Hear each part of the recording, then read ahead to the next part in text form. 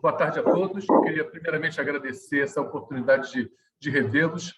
Quem me conhece sabe que eu faço isso com muito prazer, isso me dá prazer. Então, essa possibilidade de ter essa felicidade de reencontrá-los, para mim faz muito bem. Eu queria, de pronto, agradecer a todos vocês, especialmente ao Sindicote. Bem, eu fiz aqui um resuminho, não sei se vocês já olharam o programa, já viram as novidades.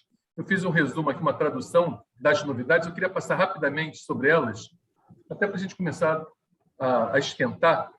Então, as novidades, a primeira novidade desse ano é que o prazo começou mais tarde. Começou dia 7 e vai até o dia 29.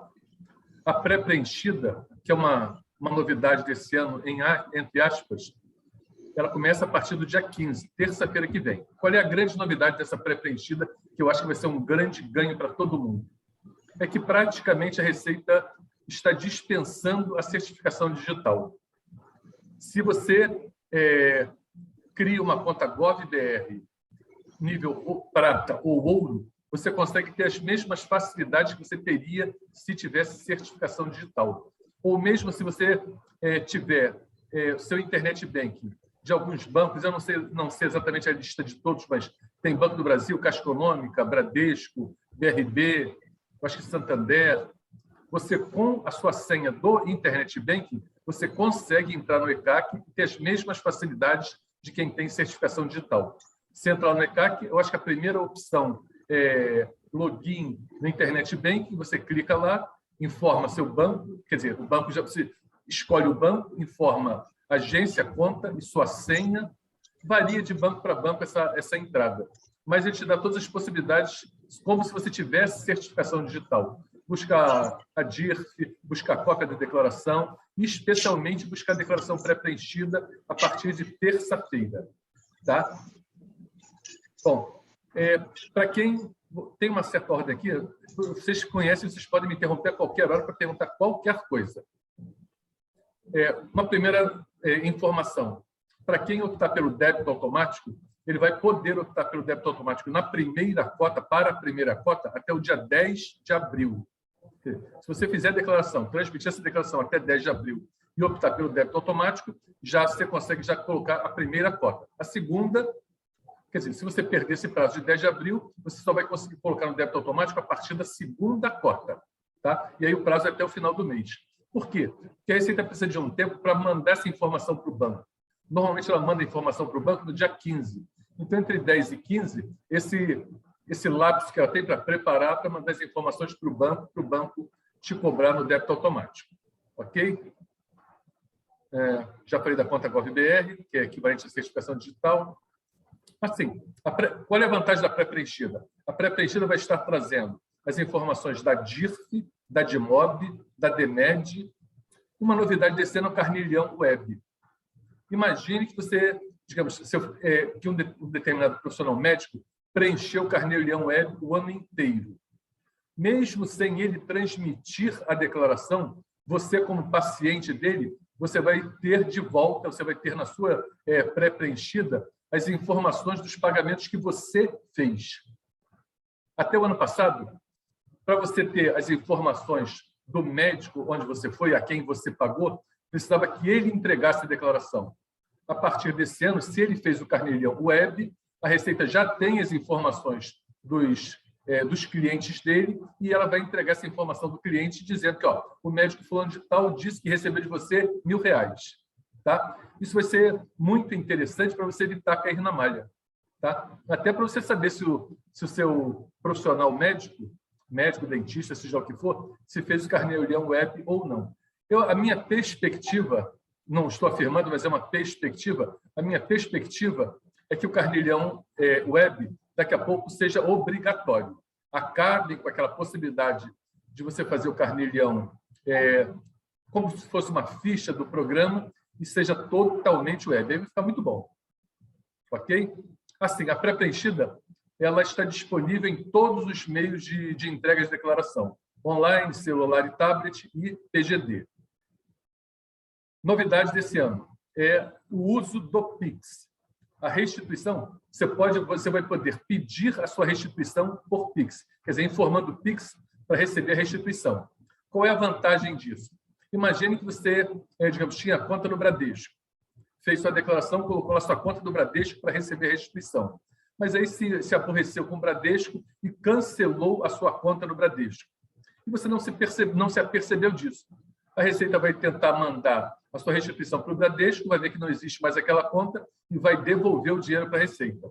Se você informar o seu PIX, a sua chave PIX, que tem que ser o CPF, só pode ser o CPF, neste caso, você coloca lá o seu CPF e a sua chave PIX é o CPF.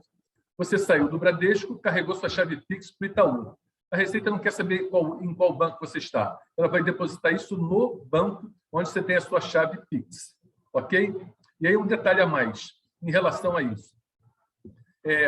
A Receita não vai pagar restituição em fintechs. O que é fintech?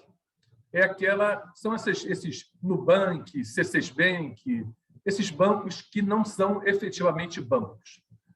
A maioria desses bancos digitais.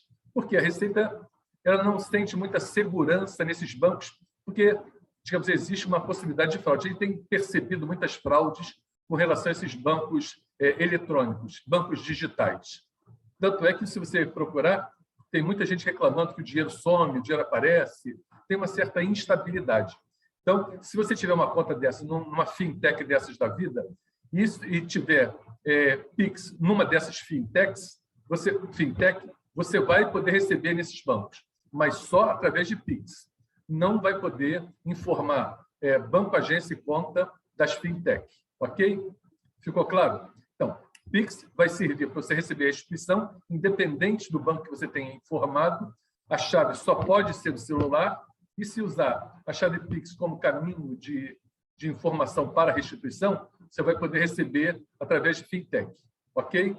No caso de pagar, uma outra novidade boa com relação ao PIX é que, até o ano passado, se vocês lembram, os DARFs não tinham código de barra. Então, é um inferno para você conseguir pagar, especialmente porque os bancos hoje estão criando um maior embaraço para receber DARF. DARF sem código de barra é um problema para você conseguir pagar. Basicamente, você tem que ir ao banco. Este ano, o DARF vem com o código de barra e com a possibilidade de você pagar por PIX. Ok? Que mais? No programa, vai ter um botão para você se autenticar na conta GovBR, quer dizer, você abrir o programa, se autentica lá na conta GovBR, você vai poder entrar. E aí vem algumas novidades operacionais. Na declaração de bens e direitos, foi feita uma alteração. Antes você ficava procurando lá qual era o tipo de bem que você iria classificar. Agora, a declaração de bens está dividida em grupo e código. Grupo o quê? Grupo bens imóveis, grupo bens móveis, grupo dinheiro em espécie ou créditos. Quer dizer, então, primeiro você escolhe o grupo e aí ele abre a possibilidade de diversos tipos de bem para você escolher ali. Ok? Isso aliado a isso, também tem o seguinte. Digamos que você tem uma caderneta de poupança. Está lá na sua declaração de bens, caderneta de poupança no Banco Bradesco, por hipótese. Ele vai te abrir a possibilidade de você associar o rendimento daquela poupança na declaração de bens. Em vez de você ficar navegando, preencha a ficha de rendimento isento, depois preenche a ficha de bens, você preenche a ficha de bens e associa o rendimento daquela poupança na ficha. Isso eu diria que até para o contribuinte vai ser interessante, porque ele vai saber exatamente quanto cada aplicação rendeu. Tá? Então, tem essa possibilidade na declaração de bens. Outra novidade. Essa novidade eu sei que vai dar muito trabalho para vocês, então fiquem atentos para vocês não perderem o prazo, e certamente vocês não vão ter problema com seus clientes por conta disso. É o Renavan. Este ano, o Renavan é obrigatório e está sendo verificado. Se o ano passado os seus clientes não lhe disseram Renavan dos seus veículos, trate de pedir a eles cedo, porque sem o Renavan você não vai conseguir transmitir a declaração. Vai dar erro. Tá? Eu sei que muita gente tem automóvel, está na declaração de bens, então exija cedo desse seu cliente o número do Renavan, que ele vai bater o Renavan e vai exigir. Ok? Então, para automóveis, exigido o Renavan. Para aeronaves e embarcações, está sendo pedido também, mas não é obrigatório. É uma solicitação, mas não é obrigatório. O registro ainda é opcional, vai dar um alerta de que precisa, mas não é, quer dizer, que você deve preencher, mas não é obrigatório. Outra novidade é a informação do 6CNO, aquele cadastro de obra, para você informar. Outra novidade é, no caso do dependente, ele vai lhe pedir o e-mail e telefone. Tá? Para que isso? Porque a Receita pretende atualizar o endereço dos dependentes. Imagine que você tem lá, digamos, o seu filho, você coloca ele como dependente. E aí, digamos, quando você inscreveu no CPF, você morava num determinado lugar. A família se mudou e o endereço do seu filho continua sendo aquele onde ele não mora mais. Então, quando você colocar telefone e endereço do dependente, ele já vai atualizar isso lá no cadastro do dependente. Outra novidade é se o dependente mora ou não com você. Ok? Imagina, nesse mesmo caso, digamos, o seu filho foi cadastrado com um determinado endereço e, digamos, e você diz que ele é seu dependente e mora com você. Só que o seu endereço hoje está diferente do que era antes. Então, a Receita vai colocar no endereço do dependente o seu endereço atual, porque ele mora com você. Ok? Outra novidade. Ele vai querer saber, no caso dos alimentandos, quem é que paga a pensão ao alimentando. Se é você ou um dependente. Tá? Imagine que você, digamos, a mulher tem um filho e, no caso, a mulher recebe... Eu vou acabar me confundindo. Bom, no caso do alimentando, ele vai querer saber quem paga a pensão, se é o titular ou o dependente. Digamos, a mulher casou-se e o marido atual paga a pensão a um alimentando. Tá? E aí você vai colocar lá o pagamento de pensão como uma dedução, ele vai querer saber de quem é essa dedução, do titular ou do dependente. Ok? Mais uma novidade. Desapareceu o código 38 de... Lembra? Antigamente tinha o código 36 e 38. Previdência Privada e FAPI. Eles fundiram os dois, agora só existe o código 36. Tá? E ele vai te perguntar, no código 36, tem a possibilidade de você informar a parcela não dedutível. O que acontece?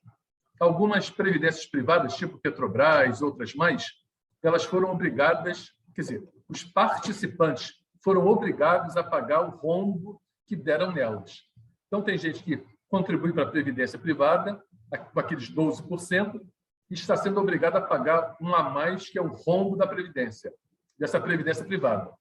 Este rombo não é dedutível.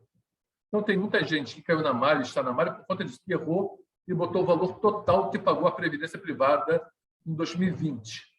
Esse ano ele está te perguntando, está te possibilitando dizer do que você pagou a parcela não dedutível.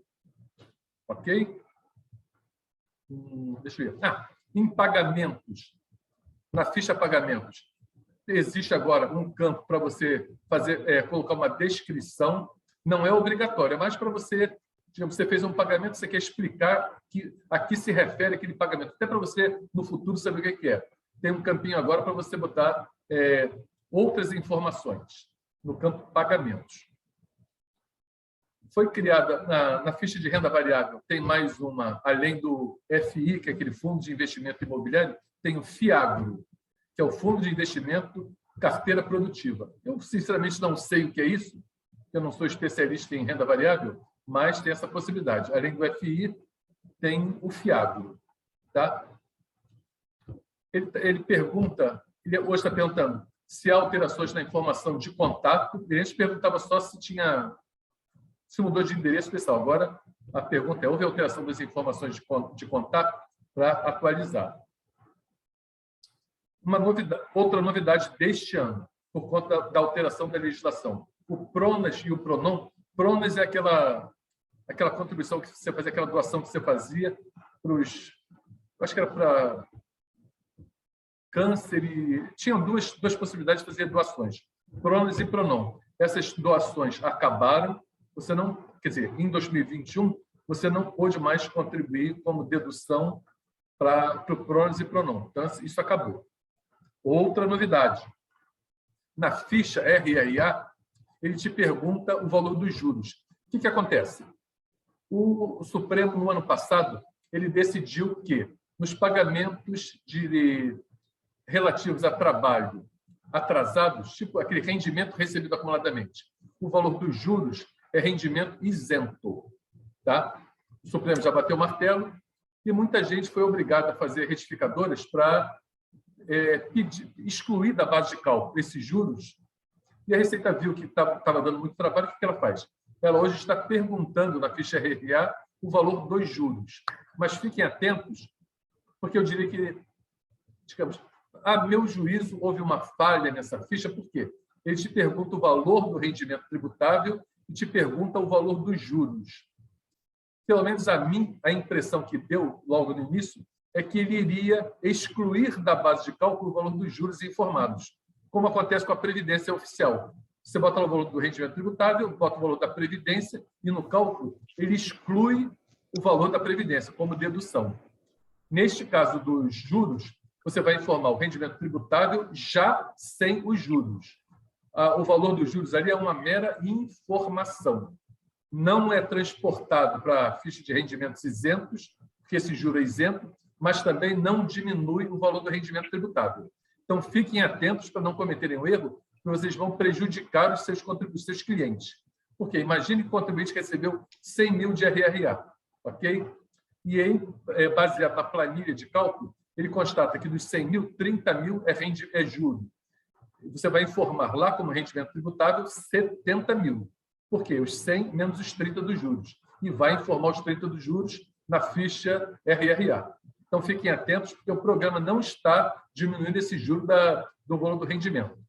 Ok? O que mais? O carnelhão. Quando você preenche o carnelhão na web, se você informar que você é dependente e autorizar, o programa da pré-preenchida vai trazer o carnelhão do dependente, para você importar na sua declaração. Para residentes no exterior, ele criou uma mensagem para se o contribuinte quer criar o DTE. DTE o que é? Aquele domicílio tributário eletrônico.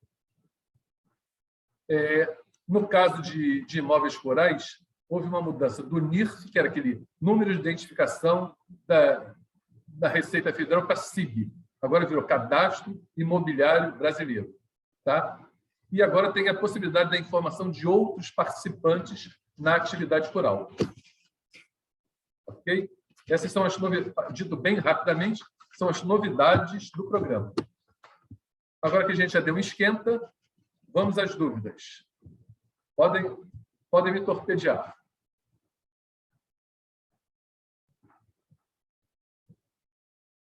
Nenhuma pergunta? Você poderia falar alguma coisa sobre a declaração de espólio, aquela que faz a declaração final, aí aparece um imóvel, um bem qualquer, posterior à entrega de declaração final de espólio. Aí tem aquela outra que a gente pode fazer desde o ano passado, que incorpora. Você pode falar um pouquinho a respeito? Sim, claro. O que acontece? Até 2020, você tem lá uma pessoa que faleceu, foi feito o inventário e encerrou o inventário. Então, até 2020, você fazia a declaração de final de espólio, e se depois você descobrisse que tinha algum outro bem a inventariar, se esqueceu, o inventariante esqueceu, tinha uma fazenda em Minas que não foi inventariada. Você abria uma sobrepartilha e, digamos, aquele bem precisava ser transmitido para os herdeiros, os bens da sobrepartilha. Até 2020, dava um trabalho danado, por quê? Você tinha que transformar aquela declaração de final de espólio numa declaração intermediária e aí fazer uma nova declaração de final de espólio. Por quê? O sistema só admitia uma declaração de final de espólio. Tá? Felizmente, a partir do ano passado, criou-se a possibilidade das declarações de final de espólio de sobrepartilha. Então, imagine que a pessoa morreu lá em 2019, em 2020 foi feita a declaração de final de espólio. Morreu em 2019, o inventário terminou em 2020 e em 2021 ele fez a declaração de final de espólio. E agora chegou em 2021, depois de ter entregue a declaração de final de espólio, ele descobre que o inventariante descobre que o falecido tinha uma fazenda que não foi inventariada. Ele corre atrás, faz uma sobrepartilha, faz um novo, como se fosse um novo inventário, para distribuir aquele bem, aquela fazenda que não foi inventariada. Você não vai precisar mais transformar aquela declaração de final de espólio numa declaração intermediária. Agora existe a possibilidade de você marcar aquela declaração como sobrepartilha e ele vai aceitar tantas declarações de final de espólio quantas forem as sobrepartilhas. Tá? Isso facilita muito porque, quando você transformava uma declaração de final de espólio em intermediária, você não tinha aquela facilidade de informar facilmente os percentuais de cada um dos herdeiros. Quer dizer, você não tinha na ficha, você não tem numa ficha de declaração de ajuste o espaço para botar os herdeiros, os percentuais dos herdeiros. Na final de espólio você tem. Então, agora, com a possibilidade de ter mais do que uma final de espólio, isso melhorou muito a vida de todo mundo. Graças a Deus. Tá bom. Temos perguntas aqui, vamos lá, do Andrei Mary. Pode abrir o microfone, Andrei? Andrei, está me ouvindo? Oi, estou sim. Boa tarde. Então, minha pergunta é sobre o carnê-leão. As pessoas que não preencheram o carnê-leão de forma através do na web,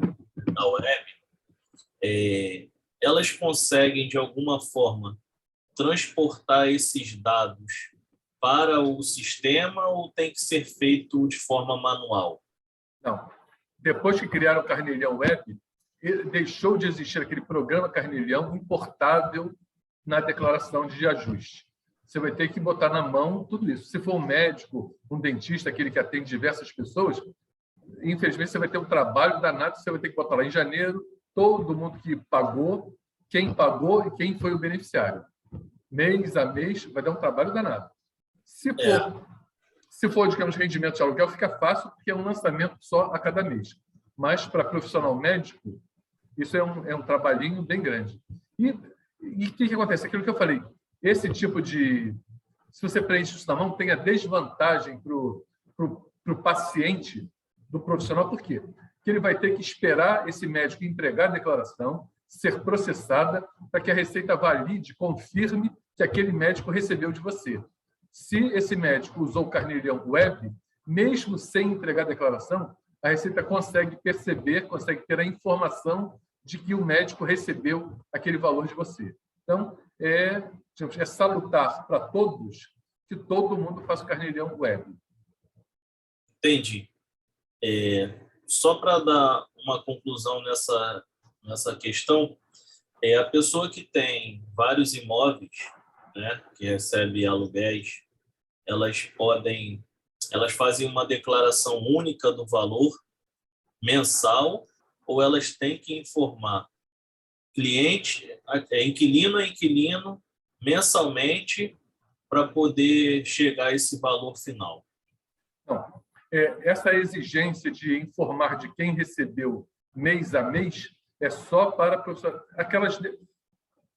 aqueles rendimentos que, digamos, ensejam dedução. Médico, dentista, fonoaudiólogo, fisioterapeuta, terapeuta ocupacional, só esses. O rendimento de aluguel recebido de pessoa física, você pode somar todos os rendimentos de aluguel do mês e informar o somatório em janeiro, o somatório de fevereiro em fevereiro e assim sucessivamente. Tá? O único, digamos, que vai te dar trabalho e vai facilitar a vida dos pacientes são os profissionais médicos que são dedutíveis. Tá, ok, perfeito. Obrigado pelas respostas. Nada. Marcelo Gil, pode abrir seu microfone, por favor.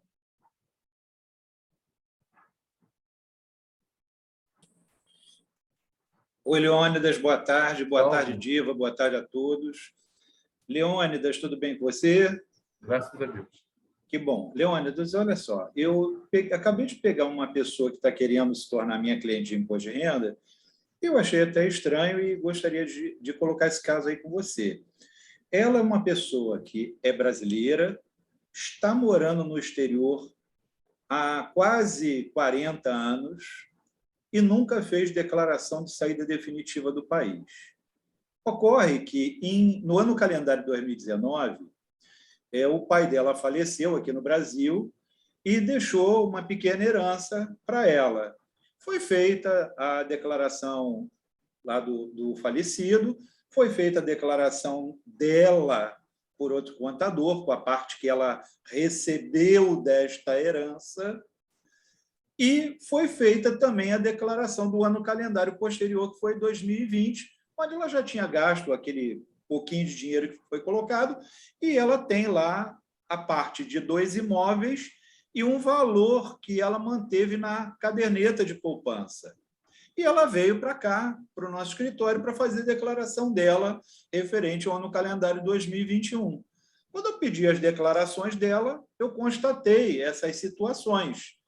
Como deve-se proceder nesse caso? Se ela nunca comunicou ou se comunicou, ela não tem o documento comprobatório da saída definitiva do país, Leônidas?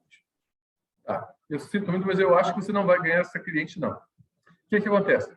A pessoa deixa de ser contribuinte brasileiro se ele passar 12 meses ininterruptos fora do Brasil. Tá? Acabou, ela já não é mais. Então, independente de comunicar ou não, se a pessoa sai do Brasil com ônibus definitivo ou não e passa 12 meses ausentes do Brasil, ela, a partir do 13º mês, ela deixa de ser contribuinte brasileira. Tá? Qual é a diferença? Se você entrega uma declaração de saída definitiva, você determina a data em que você saiu, em que você deixou de ser contribuinte brasileiro. Se você não faz a declaração de saída definitiva, você vai deixar de ser contribuinte brasileiro 12 meses ininterruptos depois. Se ela já está fora do Brasil há muito tempo e não interrompeu, digamos que ela está fora do Brasil há 20 anos, mas todo ano ela vem aqui visitar a família. Quer dizer, antes de completar 12 meses, ela vem aqui, visita a família e volta. Ela não continua é o caso sendo... dela. Então, ela continua sendo contribuinte brasileira, por quê? Porque ela interrompeu aquele ciclo de 12 meses ininterruptos. Então, se ela volta aqui, ela continua sendo contribuinte brasileira. Mas, digamos, ela saiu, digamos, 1º de janeiro de 2000, por hipótese, ficou fora do Brasil até fevereiro de 2001. Quer dizer, ela passou mais de 12 meses fora. Deixou de ser contribuinte. Aí você me diz, mas aí a partir daí todo ano ela vem visitar a família. Ela deixou de ser contribuinte brasileira. Ela não é mais contribuinte brasileira, só vai voltar a sê-lo se ela vier ao Brasil e ficar aqui 184 dias num período de 12 meses. Tá? Eu estou imaginando que, em algum momento, ela saiu, passou mais de 12 meses fora do Brasil, então deixou de ser contribuinte. O fato dela ter recebido essa herança não a torna contribuinte brasileira. E nem deveria, não poderia fazer declaração. Digamos, ela vai informar esse enriquecimento que ela teve através da herança lá no país onde ela está. Porque lá onde ela está, certamente ela deve fazer a declaração e vai ter que justificar esse enriquecimento dela. Porque, eu diria que na maioria dos países, talvez tenha alguma exceção, a tributação é universal. Significa que onde você é contribuinte, você paga sobre o que você ganhar em qualquer lugar do mundo. Então, imagine que essa contribuinte esteja nos Estados Unidos. Ela teve uma herança no Brasil. Ela tem que justificar esse enriquecimento dela lá nos Estados Unidos. Eu não sei se lá eles vão cobrar algum imposto sobre essa herança, mas ela teria que justificar esse enriquecimento lá. Então, ela não deveria ter feito essa declaração que você disse que ela fez em 2020, por quê? Quando ela faz a declaração, ela está sinalizando para a Receita que ela retornou com o ânimo definitivo para o Brasil. E se ela ganha alguma coisa, digamos, ela fez a declaração em 2020, ela disse para a Receita, voltei a ser residente no Brasil em 2019. Tudo que ela ganhou a partir de 2019, em qualquer lugar do mundo, ela teria que pagar imposto no Brasil. Tá?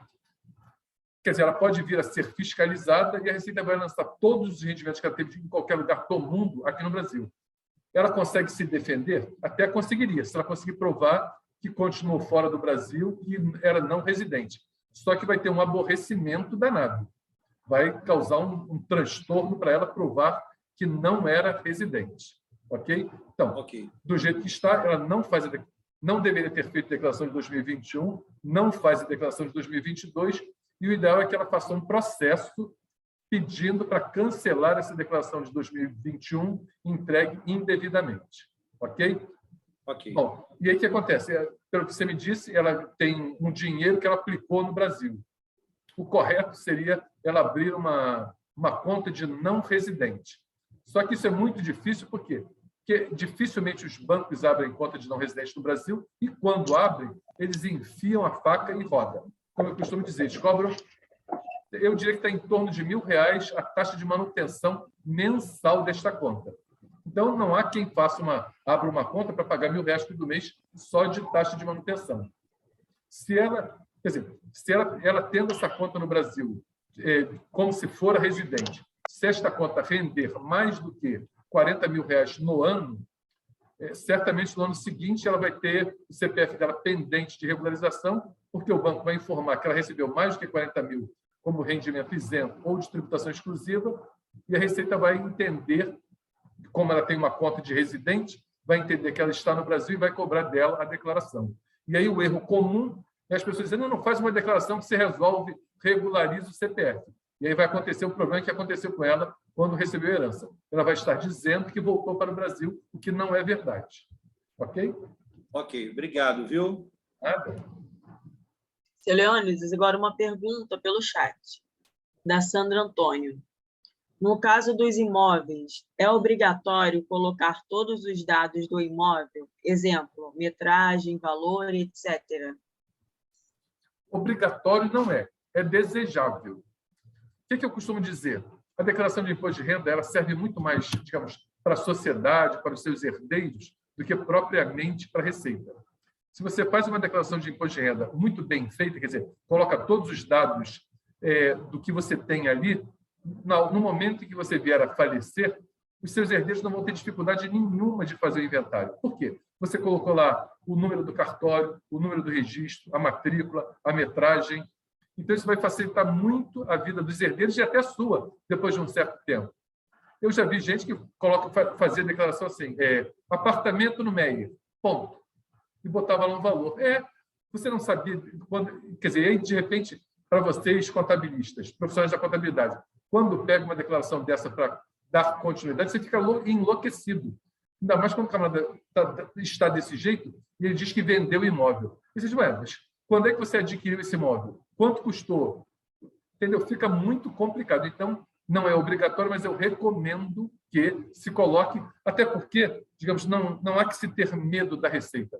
Esses dados todos que você coloca na declaração, a Receita tem todos eles, porque a Receita tem os dados do cartório. Então, não adianta ter medo, não vou botar para esconder da Receita. Bobagem, porque a Receita sabe esses dados. Tá? Por isso não se tornaram obrigatórios. Num determinado momento, alguém da Receita pediu que se colocasse aqueles dados na declaração. No momento seguinte, uma autoridade maior chegou e disse: não, por que obrigar o contribuinte a colocar isso aqui? Nós temos todos esses dados. Só que aí vem a contrapartida, que eu falei: não, vamos abrir essa possibilidade dele colocar, porque isso vai facilitar a vida dele no futuro. Não é obrigatório, porque a Receita sabe. Então, não há necessidade ou não justifica você ter medo de colocar, achando que escondendo você vai ter alguma vantagem. Por quê? Não adianta, porque a Receita sabe de tudo. E se você colocar tudinho, vai facilitar a sua vida e daqueles que vierem depois de você. Tá bom? Correto. Tá bom. Mais uma pergunta do chat. A Diana. O programa Carneiro Web vai importar como? Então, lá no programa, você vai lá em importação e vai buscar esse carneirinho web facilmente, como era o outro. Não tem dificuldade para você importar o carneirinho web, não. Tá. Outra pergunta, da Dinoá Dias. Vendas de criptomoedas só são tributadas quando o valor total de moedas vendidas em um único mês ultrapassa R$35 mil? Devo lançar na ficha de ganhos de capital? Sim, se você negocia criptomoeda, até o fato de você trocar de uma moeda para outra, isso já caracteriza um ganho de capital. você teria que sim que apurar o ganho de capital. Criptomoeda, digamos, como não é... A gente tem aquele limite de isenção. 20 mil para venda de ações e 35 para outros bens. Eu diria que criptomoeda também, se você vende até 35 mil por mês, estaria isento de tributação. Tá bem.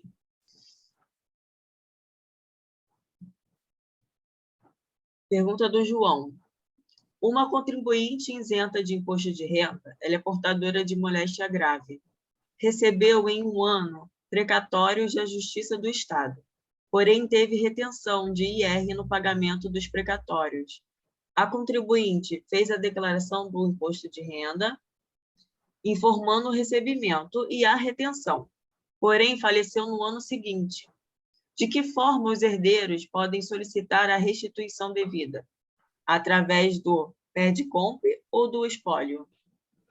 Então, veja bem, a pessoa fez a declaração, tem direito a uma restituição, por alguma razão, essa declaração demorou a ser liberada da malha. Quer dizer, demorou a ser paga a restituição. Nesse intervalo, a pessoa vai e morre. Tá?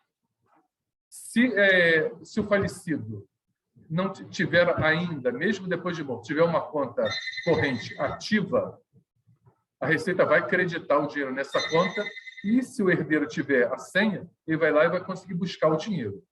Se não existir uma conta ativa, esse dinheiro vai ser devolvido e ele vai ter que entrar com um processo. Os herdeiros vão ter que entrar com um processo na Receita pedindo a devolução disso, provando que eles são os herdeiros pedindo isso. Então, você tem duas possibilidades nesse caso.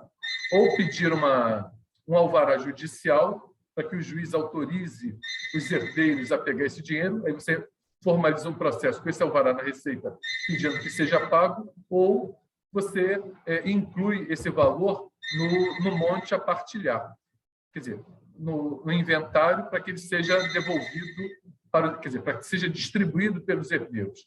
E aí, na escritura pública ou na decisão judicial, vai constar lá o valor da restituição e o percentual que coube a cada um.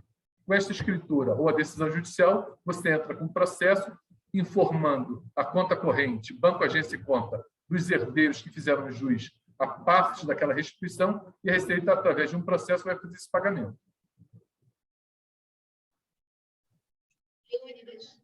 A pergunta é minha. Só mais uma dúvida. A contribuinte falecida, ela tem conta bancária aberta ainda. Caberia o perde-comp aí ou não? Não. Se ela tem conta aberta ainda, é o melhor dos mundos. Porque esse dinheiro vai cair na conta. Se os herdeiros não tiverem, digamos, nenhum conflito, quem tiver acesso à conta vai lá e busca o dinheiro. Essa tem a vantagem de que de você não pagar o ITCMD. Porque se for para o monte, se a restituição for, digamos, significativa e isso fizer parte do monte a partilhar, os herdeiros, quer dizer, o espólio, vai pagar o ITCMD. Tá? Então, se a conta ainda existe uma conta aberta, o dinheiro vai cair na conta, o herdeiro vai lá e pega. Esse é o melhor dos mundos. Sob o ponto de vista do herdeiro, claro. Acordando entre os herdeiros, né? Sim. Entendi. Obrigada. Próxima pergunta, Daniel Rios. Em continuidade ao exemplo do colega em que um não residente herdou um imóvel, agora esse imóvel foi vendido. Como apurar e tributar o ganho de capital? Então, a grande diferença de um residente para um não residente, na hora da venda, é que o não residente ele não tem direito àquelas reduções por prazo. Tá? Ele vai pegar o valor da venda menos o valor do custo, que no caso, digamos, se é herança, é o valor de transferência do espólio para ele, essa diferença, que é o lucro, é 15%. Se ele fosse residente, ele teria direito àquelas reduções de 5% entre 68 e 88 e aqueles fatores FR1 e FR2. Então, no caso, digamos, para efeito de cálculo, o ganho de capital do não residente é muito mais fácil. É 15% sobre o lucro e ponto.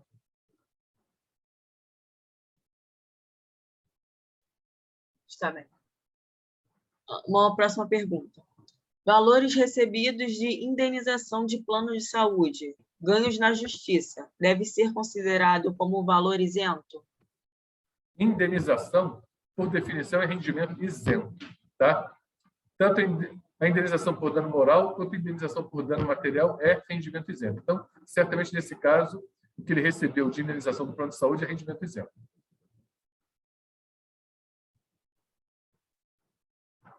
Da dona Tereza agora. Valores ganhos em processos judiciais, danos morais pela Defensoria Pública, aproximadamente R$7.000.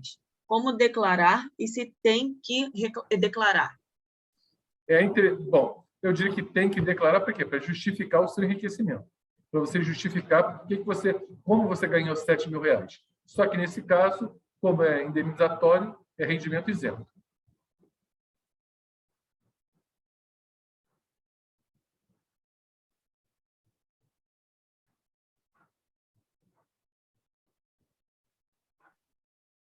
Outra dúvida do Andrei. É errado declarar o financiamento de imóveis em dívidas e ônus reais? Como declarar estes tipos de financiamento? Então, é errado por quê? Veja bem, quando você faz um financiamento, digamos que você comprou um imóvel, um apartamento, e a escritura foi feita por R$200.000. E aí, digamos que você vai financiar R$180.000. Se você puser na sua declaração que adquiriu aquele bem por R$200.000 lá, e mantiver aqueles R$200.000 e levar para a declaração para dívidas de ônus reais o valor do financiamento, você está se prejudicando muito. Por quê? Aquilo que você comprou originalmente por R$200.000 vai lhe custar talvez uns R$350.000, R$400.000 quando você terminar de pagar. Tá? Por quê? Aquilo não você vai informar na sua declaração, nesse caso, quando você compra um imóvel financiado, você vai informar no primeiro ano o que você pagou naquele ano, quer dizer, a entrada e alguma prestação do financiamento. Nos anos seguintes, você vai agregando todas as prestações que você pagar. E veja, na prestação tem o valor, que é, digamos, a sua dívida dividida pelo número de meses, mais o seguro e mais os juros. Por isso que eu digo que o imóvel de 200 vai acabar lhe custando uns 350 ou 400. Você agregando essas prestações ao valor do imóvel a cada ano, você vai valorizando o imóvel. Quando acabar de pagar, você terá esse imóvel contabilizado por algo em torno de R$350.000, ainda que na escritura esteja dizendo que você comprou por 200. Tá? Então, não é correto colocar financiamento imobiliário como dívidas de ônus reais, até porque, se você não pagar, você perde o imóvel. Tá? Então, você coloca a cada ano o que você pagou de financiamento. Isso vai valorizando o bem. Quando você terminar de pagar, o seu bem está valendo muito mais do que foi o valor da escritura. Consequentemente, quando você vier a vender, você vai pagar muito menos ganho de capital do que pagaria se considerasse o valor da escritura.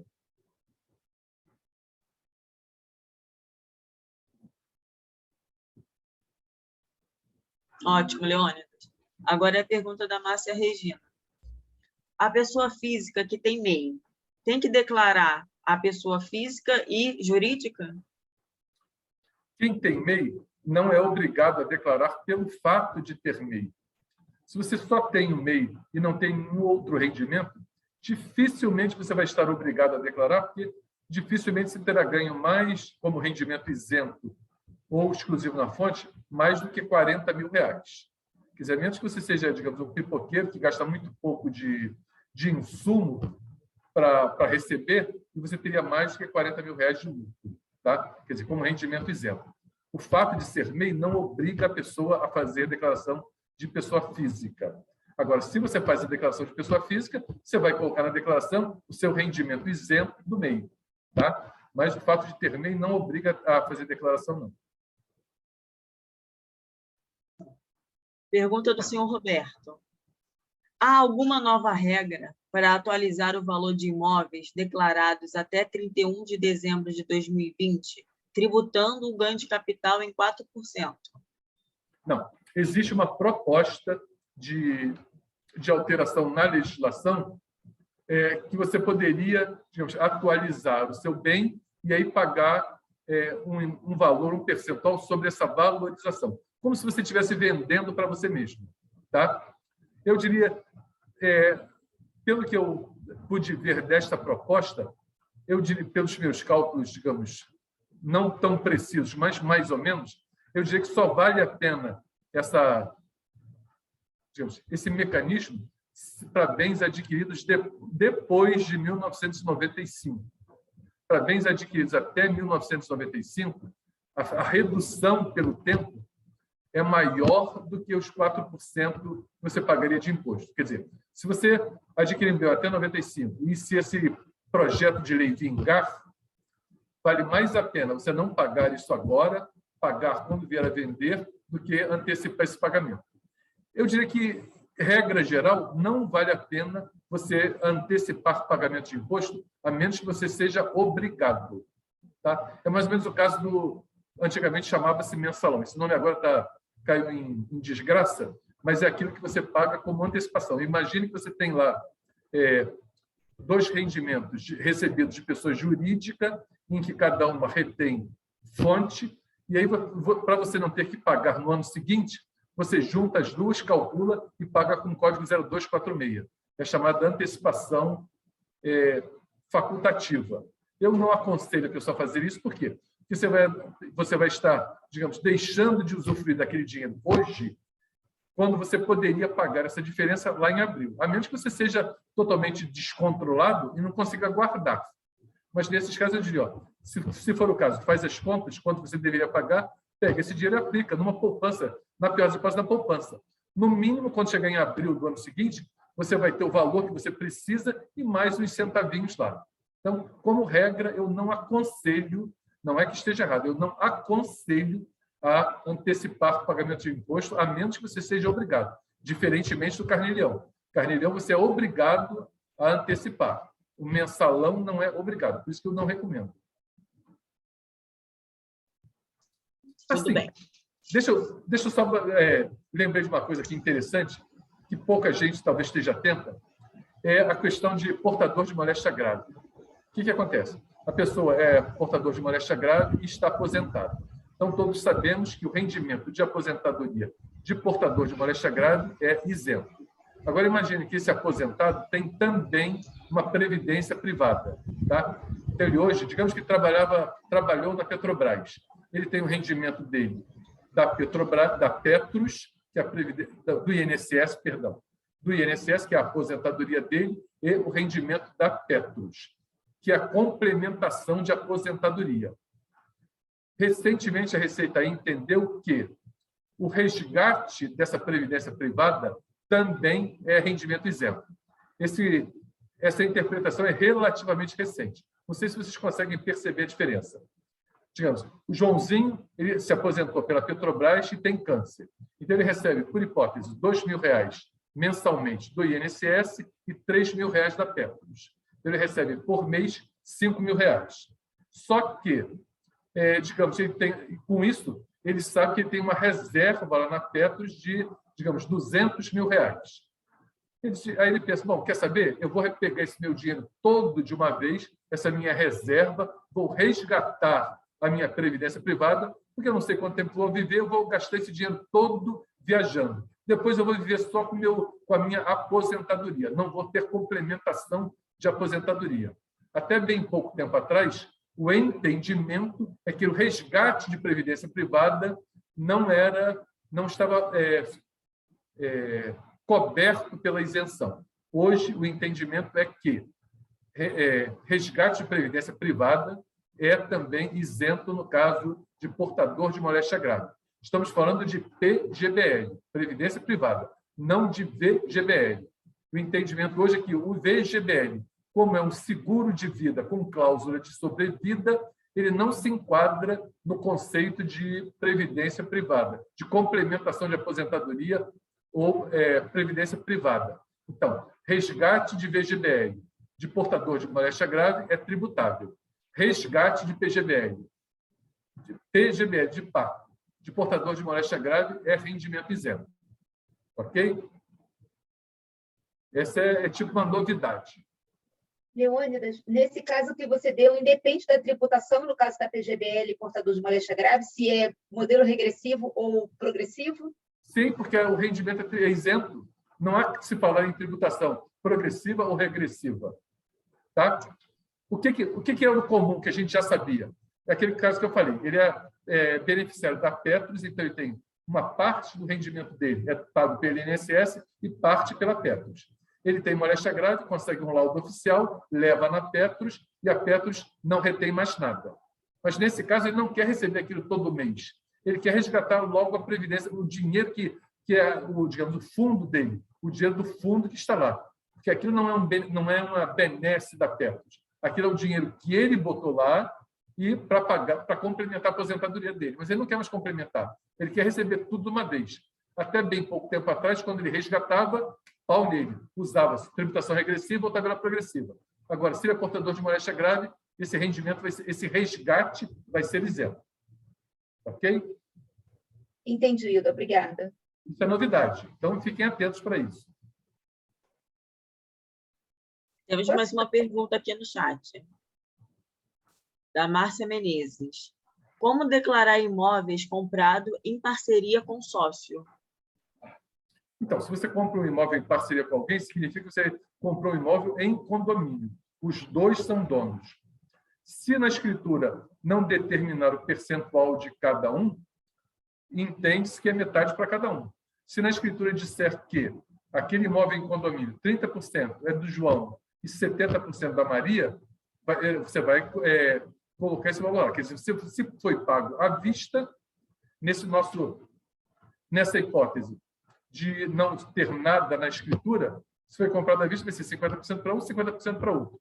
Se na escritura tiver determinado o percentual de cada um, vai ser X% de um, Y% de outro.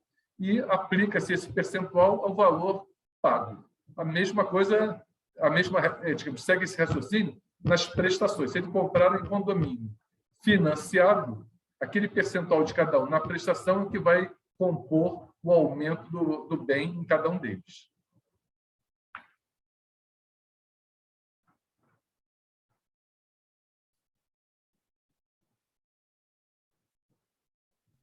Mais uma pergunta da Sandra. Referente a ganho de capital, tem uma cliente que vendeu um imóvel em 2021 e comprou outro em 180 dias.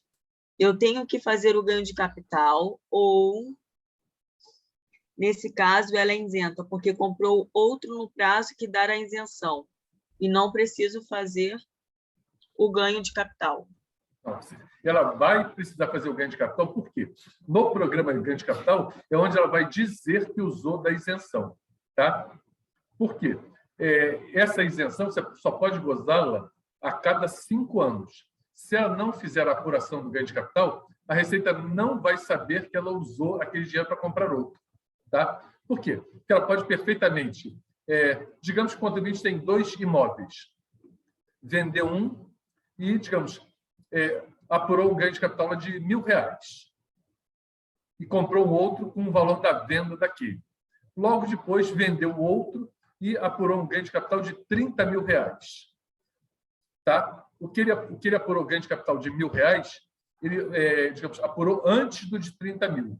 Se ele, digamos, usufruir do benefício da isenção desse de 1.000, ele fica proibido de usar o benefício da isenção dos 30.000, porque ele usou, digamos, ele comprou, vendeu outro depois de 180 dias.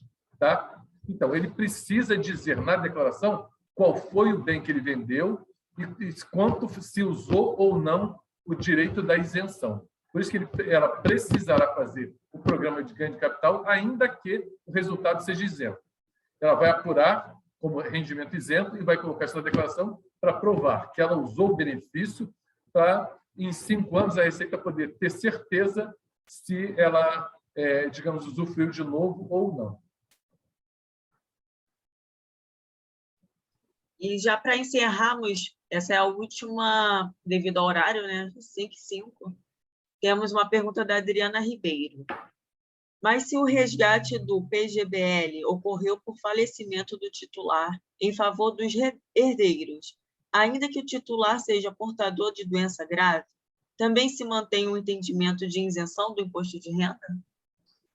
Não, porque, na verdade, quem recebeu foram os herdeiros. Os herdeiros não tinham moléstia grave. Tá? Assim, Então, antes de terminar, deixa eu falar umas duas coisinhas aqui, que não tem muito a ver com... Talvez não tenha muito a ver, mas tem e não tem. É a questão do ITCMD.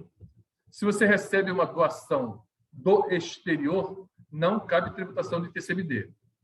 Agora, se você faz uma doação para um não residente, cabe o ITCMD. Tá? Então, doação que você recebe do exterior, não cabe ITCMD, quer dizer, o donatário não vai pagar. Em compensação, se o doador for brasileiro e mandar para um não residente, ele vai ser tributado.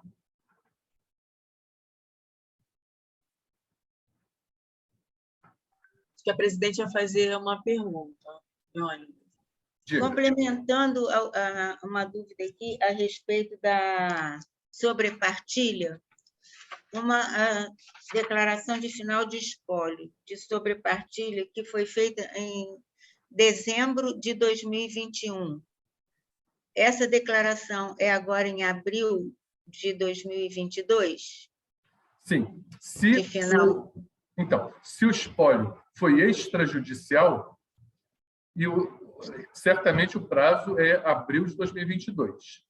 Se esse espólio foi extrajudicial, vai depender da data da sentença e da data do trânsito. O que diz a lei? A lei diz que o contribuinte tem 60 dias para preparar e entregar uma declaração de final de espólio.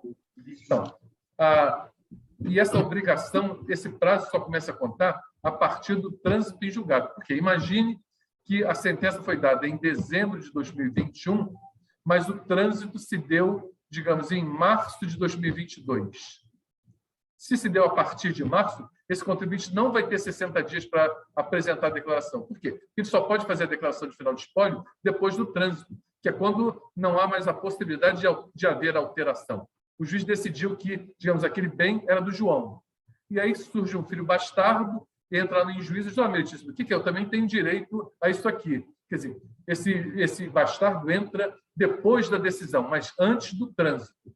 Quer dizer, cabe uma nova sentença e, digamos, por isso o prazo começa a contar depois do trânsito. Se o trânsito se deu até o final de fevereiro, significa que o inventariante vai ter 60 dias para entregar a declaração, porque ele vai ter março e abril. Se o trânsito se deu a partir de março, ele não vai ter 60 dias para preparar, vai entregar só no ano seguinte. E quando é feito no cartório, então não existe trânsito, não tem o prazo do trânsito em julgado, aí é abril de 2022. Exatamente isso. Tá. E a apuração desse ganho de capital que o trânsito a escritura, né, foi feita em dezembro, qual é o prazo para apurar o ganho e pagar? O ganho de capital do final de espólio é sempre a data de entrega, quer dizer, o prazo de entrega da declaração. Imagine que, digamos, a pessoa morreu e o inventário terminou dia 2 de janeiro. A escritura pública foi feita em 2 de janeiro de 2021. O inventariante tem até abril de 2022 para pagar. Da mesma maneira, o inventário que terminou dia 30 de dezembro de 2021, ele vai ter até 30 de abril para pagar. Isso se for um inventário extrajudicial. Se for judicial, e, digamos, naquele caso, o trânsito se deu em março de 22. A sentença foi em 21, mas o trânsito só se deu em março de 22. Ele vai ter até abril de 2023 para pagar o ganho de capital apurado. Ok, valeu, obrigada. Tá bom? Então, vamos encerrar, caso do horário. Isso. Então, Leônidas, muito obrigada. A gente sempre fica bastante atenta às suas informações. Certamente, talvez a gente ainda peça a você, antes da entrega, apesar de ter sido antecipada, mas se houver alguma necessidade, a gente ainda te pede socorro novamente para mais informações. Podem contar comigo sempre. E pensem nisso. Tentem usar a declaração pré-preenchida, que está muito... Eu diria que agora o acesso está muito fácil. Até só com a senha do banco, você consegue buscar sua declaração pré-preenchida, que vai lhe dar um ganho enorme. No mínimo, omissão de rendimento vai diminuir muito a possibilidade dessa declaração ser entregue com omissão de rendimento. E cair na malha fina, né? Exatamente. E isso vai ser muito bom. Essa foi uma das coisas que eu mais fiquei entusiasmada, é poder entrar com mais facilidade, não precisando de certificação digital, que às vezes era um dificultador. É oneroso para o contribuinte, até a operacionalização. Então, com isso agora eu acho que ficou show de bola. Foi um gol de placa desse governo dessa vez. Facilitou muito a vida de todo mundo. Certamente. Eu queria, mais uma vez, agradecer muito a vocês pelo carinho que vocês têm por mim, por essa chance de eu reencontrá-los, de a gente trocar ideia, de eu aprender um pouco com vocês e tentar passar um pouquinho do meu conhecimento. Contem sempre comigo e muito, muito obrigado por tudo. Valeu. E aí eu agradeço a todos também. Espera aí, só um instantinho, Evelyn, já vou dar para você encerrar, botar o ponto final aí nessa história. Mas antes, eu gosto tanto de ver os nossos colegas, ver o pessoal aí conosco, dá uma saudade de poder fazer presencial. Tomara, Deus, que a gente já bastante vacinados, que saia aí outro reforço 2022, para que a gente tome o reforço aí das vacinas, e a gente possa, num próximo momento, fazer presencial aqui no sindicato, e aí a gente ter o calor, né, mais próximo. Mas, enquanto isso, a gente ter o calor humano de vocês aqui, olhando no vídeo, e a voz de vocês já nos acalenta e nos dá assim um ânimo, né, para a semana e para fazer o nosso imposto de renda e dos nossos clientes. Obrigada aí pela presença de todos, tá? Obrigada aí ao nosso grupo de apoio, a Evelyn, a Bárbara, a Amanda, a Fátima Garcia, que está conosco, Josi, que é o nosso grupo funcional que tem nos ajudado nesse momento de pandemia, fazer com que a gente ainda, mesmo virtualmente, possa estar realizando as nossas ações possíveis para todos vocês. Nos demandem com outros assuntos, porque agora nós vamos fazer encontros. Hoje foi encontro com Leônidas, depois teremos alguns outros encontros. Alguns temas que vocês possam ter interesse, que a gente bata um papo bastante informal, estaremos aqui à disposição.